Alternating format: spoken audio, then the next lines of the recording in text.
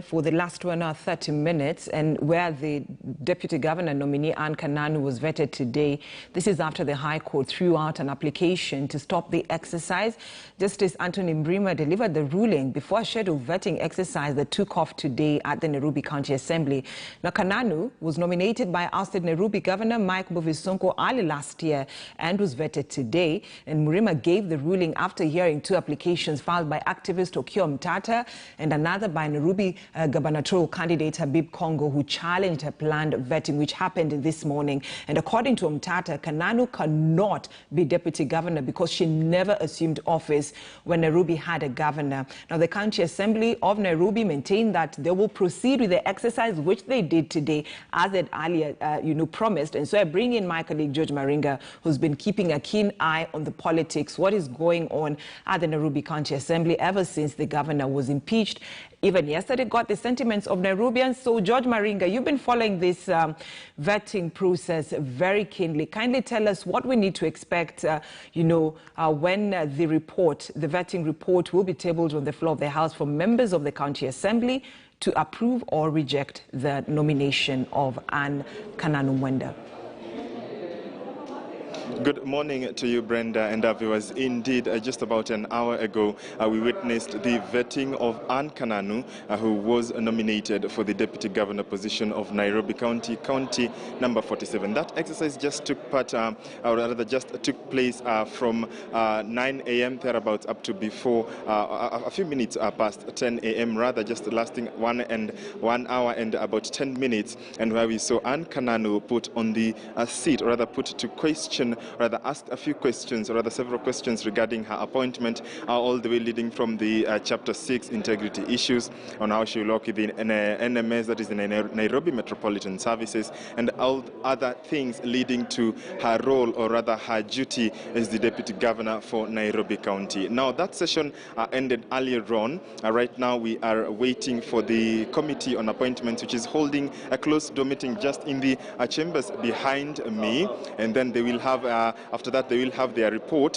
which after a few minutes, that is about exactly 11 a.m., they will call in for a plenary session for the members of the other members of the County Assembly to adopt or reject the nomination. Now, I'm joined by one Julius Mang, who is the MCA for Kariobangi North, and he was inside there during the vetting exercise, just to pick his mind on, what we expect and what Nairobians expect during today's exercise. Thank you, Mheshimiwa, for joining us. First of all, that vetting exercise is one that many have said has gone really quick. It was not, it didn't last long as many may have expected. First of all, is it that the questions were too few, or are they answered to your satisfaction? First of all, I want to acknowledge that the questions were answered to our satisfaction, and we as members, we have the appointment committee that was present, that was conducting the session.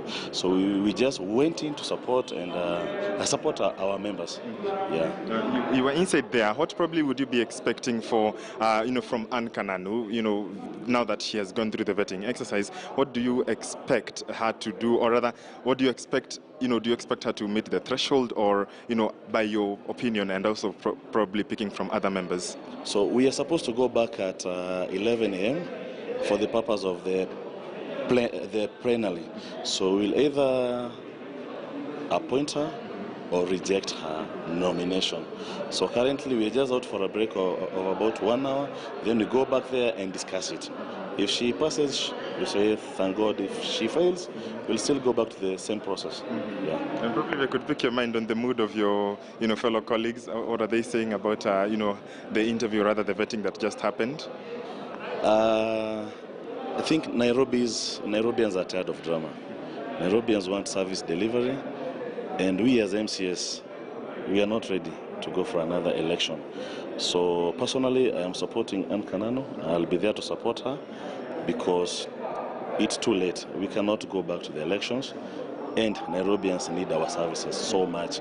So personally, I will support her. I don't know about the rest of the members, but you can look at the mood of the House. I think she will take it. Yeah. Thank you very much indeed. That was Anthony Mwangi speaking to us at the MCA for Kariobangi North, just about what we expect. And as he has said, he'll vouch, or rather he'll support her nomination for the position of Deputy Governor, and that plenary session that will be open for now the other members of the County Assembly will begin from 11 a.m. The door right behind me is shut as the Committee on Appointments is deliberating on the report that they will then have, or rather the results of the vetting exercise having happened from 9 a.m. to 10 a.m. thereabouts. So they will then have the other members come in to deliberate to either adopt or reject the nomination of Ann Kananu for Deputy Governor of County of Nairobi. Brenda.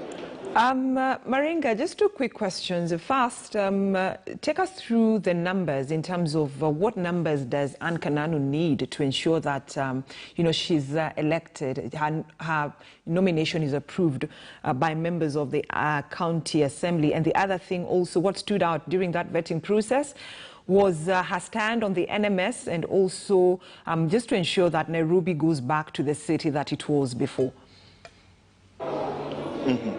And I will start with the question on the NMS. And Ann Kananu was quite, she didn't shy away from saying that if she is appointed, rather if she is given the deputy governor's position, she'll work closely with the, NMS, because she clearly indicated that earlier on during the first period, rather during the first few minutes of the vetting exercise, she did say that the deputy governor's role is one that is vague, and fellow deputy governors have argued that that position needs to be, the roles need to be clearly defined for the deputy governors, because remember that the deputy governor is a principal advisor, one, and is also the principal deputy to the governor of a county. And so she was saying that apart from the governor wishing to, delegate other roles to you, say CEC Finance, we've seen in other counties, most are CEC Finance, or they hold other CEC positions, then that position is vague. And so she argued, earlier on, telling the committee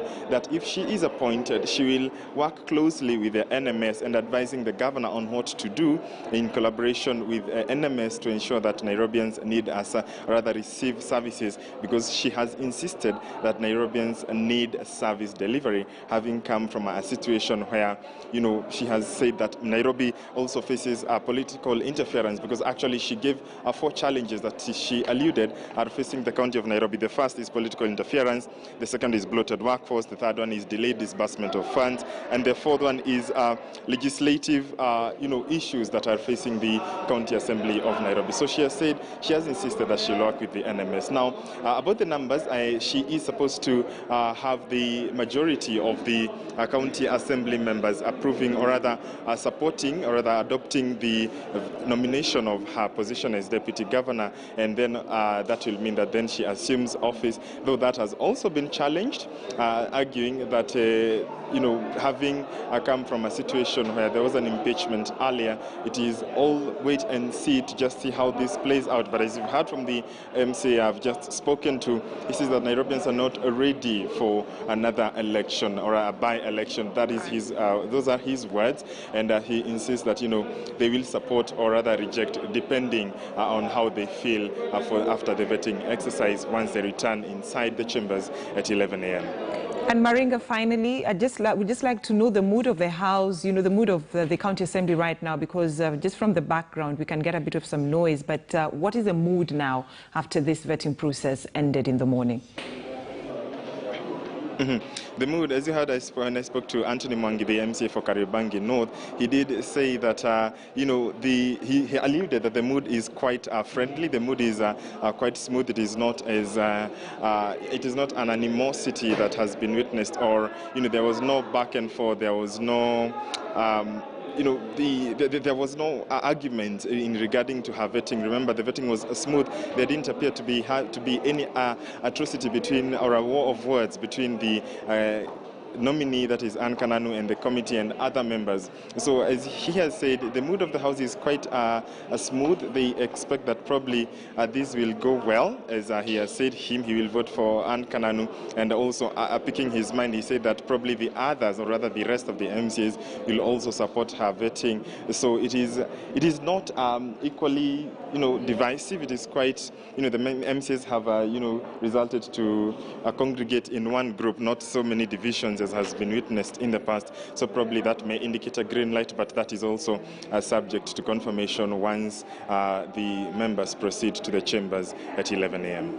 All right. Thank you so much, George Maringa. So 11 a.m. is just 15 minutes. So we'll be going back there during Loma Shinani just to know the decision that members of the County Assembly have made about the vetting exercise, the report that will be given by the committee that was vetting Ann Kananu Mwenda. Will she be the next deputy governor, come governor, then later on nominate a deputy governor? Just a matter of minutes to see. In the next 15 minutes, we shall be cruising over there live to see what transpires on the